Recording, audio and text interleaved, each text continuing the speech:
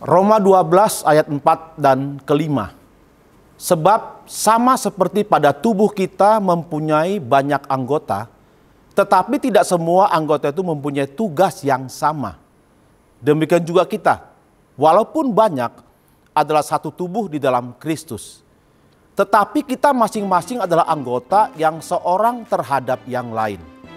This is a good news for you.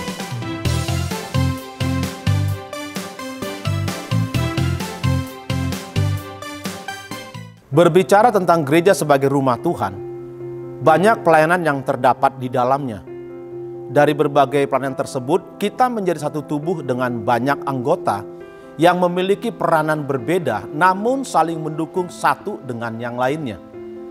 GSM Bethlehem memiliki satu bidang, yaitu sarana prasarana yang berfungsi sebagai pendukung dari seluruh pelayanan yang ada dalam gereja. Apa saja yang menjadi bagian dari pelayanan ini dan bagaimana pelayanan tersebut menjadi bagian yang mungkin tidak terlihat, namun peranannya sangat penting bagi kelangsungan semua pelayanan yang ada di dalam rumah Tuhan. Mari kita saksikan bersama-sama penuturannya berikut ini.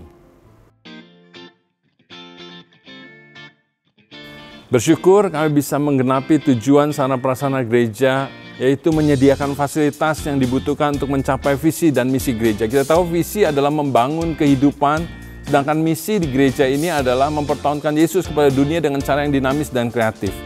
Dengan begitu kami ditantang untuk bisa mempertontonkan kepada semua orang yang masuk ke dalam gereja bagaimana gedung dan alat-alat yang bagus dengan kualitas yang baik, ya, dengan cara-cara yang kreatif, dengan alat-alat yang bisa digunakan, gedung bisa digunakan dengan baik, menyediakan sarana prasarana yang dibutuhkan untuk kebutuhan gereja mengenalkan Kristus kepada dunia.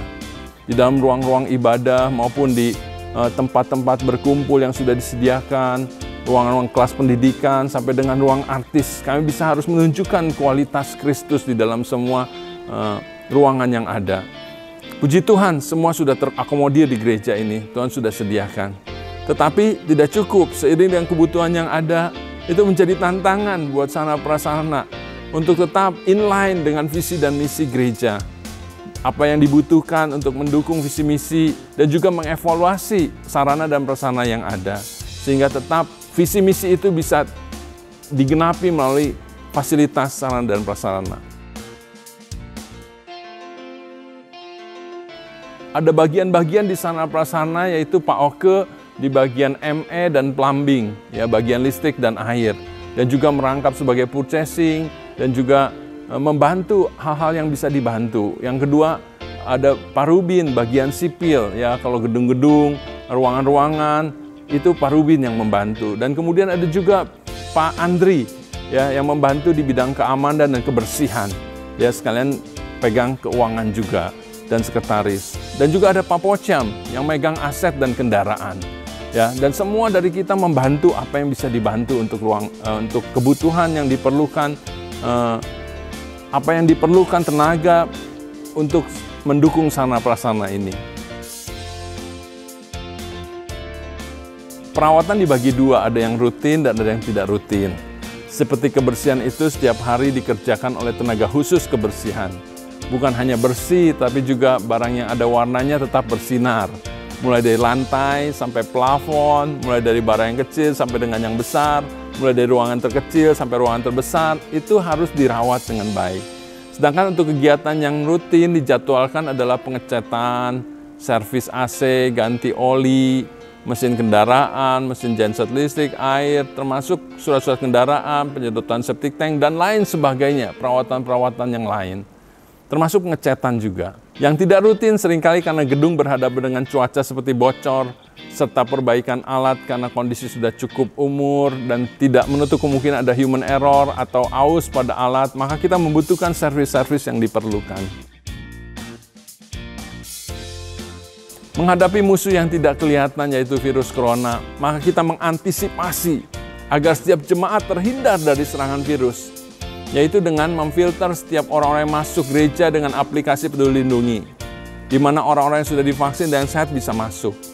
Kemudian menyediakan sarana kebersihan, wastafel, bak disinfektan, menyemprotkan penyemprotan disinfektan sebelum dan sesudah ibadah, terus kemudian memberikan exhaust fan untuk udara yang bisa keluar, dan juga kita membuka pintu-pintu ruangan supaya ada aliran udara yang masuk, dan juga kita mengatur jalur masuk orang keluar masuk. Kemudian juga kita menetapkan prokes yang ketat, seperti mengatur jarak bangku 1 meter dan menghindari kerumunan, di mana semuanya itu kami tuangkan dalam SOP ibadah new normal. Tidak mudah merawat gedung karena kecenderungannya akan menurun terus, seperti bola yang menggelinding turun dari gunung gitu, bola salju, di mana itu harus diganjal dengan perawatan yang rutin, dan itu harus kita lakukan dengan konsisten. Ya, kita juga harus tetap memberi ruang ya untuk semua evaluasi setiap ruangan, apakah sudah sesuai dengan visi dan misi gereja. Ya, karena ada banyak perkembangan di dalam masa pandemi ini yang kita harus sesuaikan, seperti ruangan-ruangan pertemuan yang harus dijaga jaraknya, dan juga kebutuhan-kebutuhan, mengakomodasi kebutuhan youth dalam berkumpul. Itu menjadi tantangan. Solusi kita adalah tetap bekerja sama, membangun sistem yang baik sehingga semua kendala ini bisa diatasi, semua kebutuhan tetap bisa dijawab.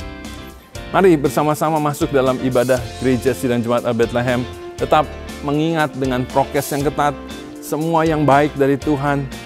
Tuhan akan memberkati gereja kita. Tuhan Yesus memberkati.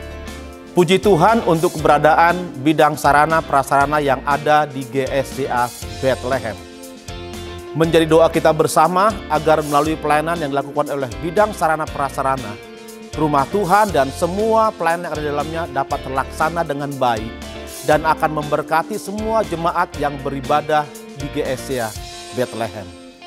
Demikian, this is all good news for you untuk hari ini.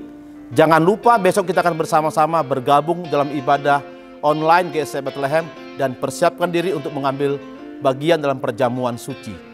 Tetap lakukan protokol kesehatan dimanapun kita berada. Sampai jumpa di kesempatan berikutnya. Tuhan Yesus memberkati.